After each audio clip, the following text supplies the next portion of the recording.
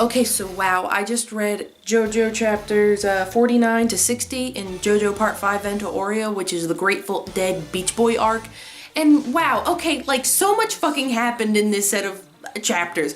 Alright, so first of all, Beach Boy, I think I previously kind of talked about it. It can sense the presence of people, and I guess when he hooks them, he can also sense like their weight, their height, that sort of thing. He seems to be able to do it better, of course, later on into these sets of chapters for reasons, but essentially he can hook living beings. I don't know if he can hook objects, but he can hook living beings, and his hook will never let go once he gets the whoever he's trying to catch, and that sort of thing.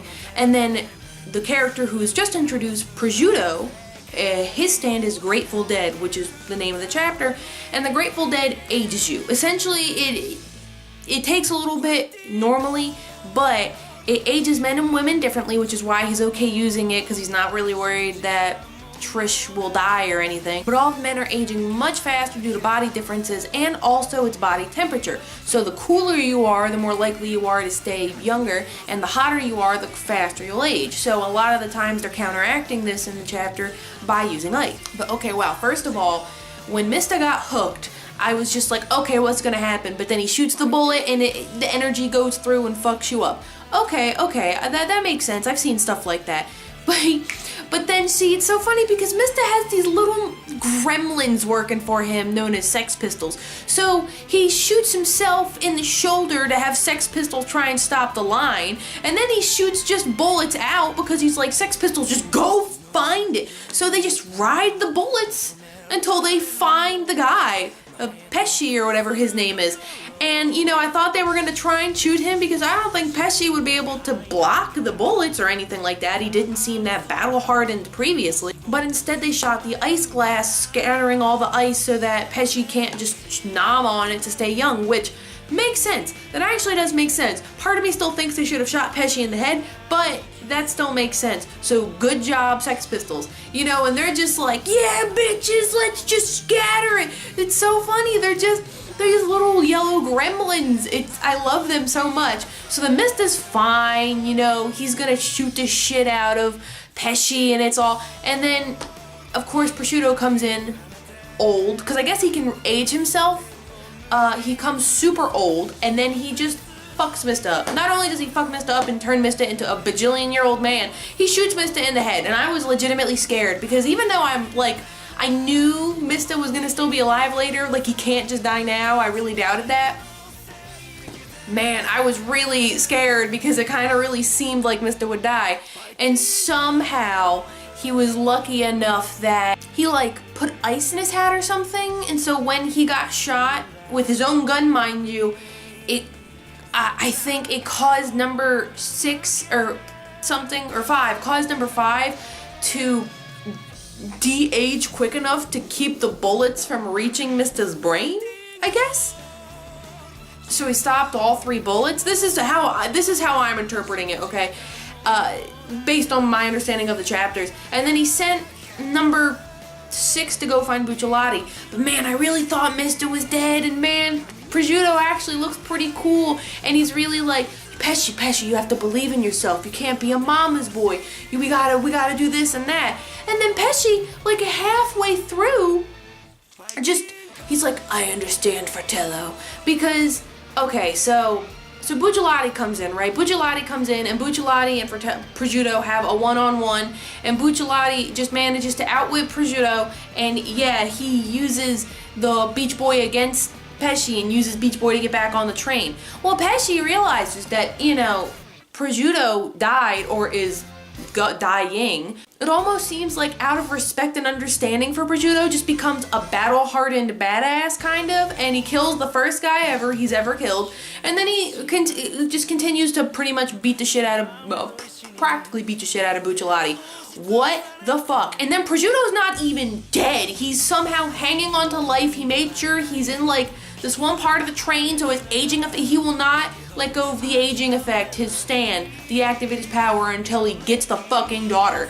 And I'm like, Jesus Christ, that's dedication. And it's just like back and forth, and then Bucciolati, he thinks everything's fine, too bad, the aging stand's still going on.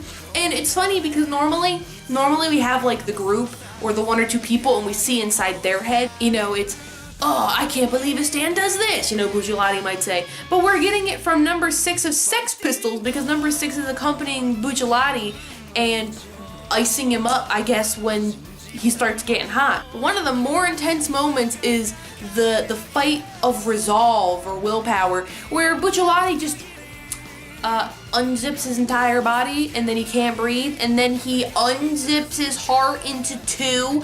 What the fuck?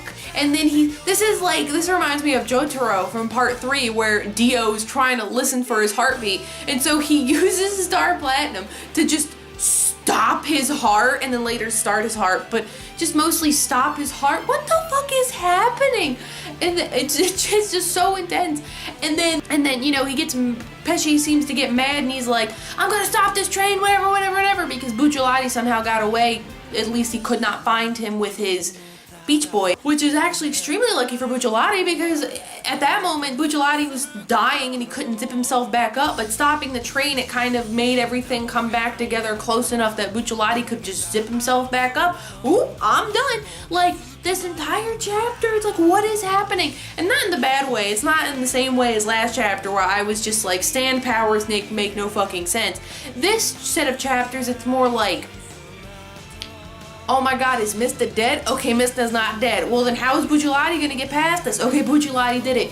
Wait, what's going on with Prosciutto? Prosciutto's being so OP. You know, it's one thing right after the other, and then even at the very, very, very end, it's like, oh, he's using Beach Boys to fuck Bucciolati up and get to his heart. Well, Bucciolati's gonna somehow wrap Beach Boys around Pesci's neck and break his fucking neck, but he's not gonna die. He's gonna somehow go in the turtle and try and kill everybody in the turtle.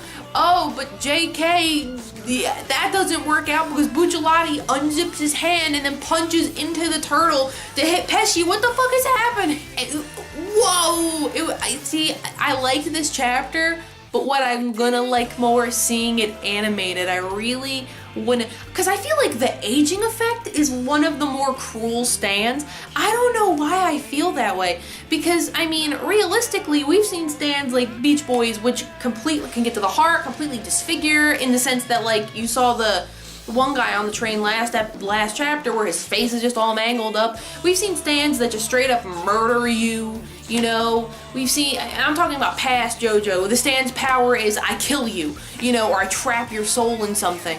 But I can't help but feel like that the de-aging stand is actually just kind of cruel in the sense of like how long it takes and your body slowly is just giving out and your bones break and your teeth fall out, and that just seems so horrifying to, like, not only to just sit through, but normally in a lot of stand battles it's like 1 or 2 other people can be casualties, just showing the stand's power or whatever. But in this case, it's a whole train of like babies, moms, random people just dying, and it just is so fucked. And I just can't help but feel like Prosciutto is actually pretty cool. And then I didn't realize Pesci has an actual figurine. I went on Amazon, and on Amazon it's like a $90 figurine with him standing with Beach Boys. What the fuck? Like, he's not even, I mean, he got cooler later, but he's just, I didn't expect him of all people to get a fucking figurine. Like, whatever. I'm pretty sure they have them for probably most stand users, but still, it's a little weird. What the fuck? So I don't know, man, but it was pretty interesting. I actually thought this was pretty interesting, and it's one of the better stand battles, I thought, and it really utilized like Bucciolati's sticky fingers and his zipper ability, because a lot of the time it's like one of my favorite things that even happened was when number 6 is like, be careful, his aging, you know, if he touches you, it ages you more quickly because he directly touches you, and he's going to punch Bucciolati in the face, and then Bucciolati just unzips his head. That's my favorite scene, because I'm like, oh, Bucciolati's gonna get punched in the face. Next scene, whoop, unzips his head. It's the best. I don't know why I like that so much, but that's just so funny. I think Bucciolati arguably has one of the better stands of the group. I mean, I understand Jotaro stands kind of OP in a weird way, but like Bucciolati, I love his sticky fingers because I feel like it's got a lot of potential for stand battles and a lot of different things you can do. Cause like when he gets the jewels from the urinal, the whatever they were, most of it was jewelry, but the treasure or whatever, Pulpo's hidden treasure, he just kind of unzips the urinal and it's like nether space. It's just in there, you know? But then in this case, he's literally unzipping the side of the train to get both in and out of the train. You know, he's unzipping sections to get access to another place, not just like zipping into the nether world like he was when he unzipped his head. We didn't see like brains or anything. It was just like purple shit because he, you know what I mean? But now it's, I don't know. I just feel like it's really unique and it's really interesting. And Bucciolati's one of the characters I really like seeing stand battles for because I really like his stand. So yeah. But that was a great set of chapters. I can't wait to see that get animated, so I'm really excited about that. Let me know what you thought of the Grateful Dead arc in the comments below, and I'll talk to you later. Bye!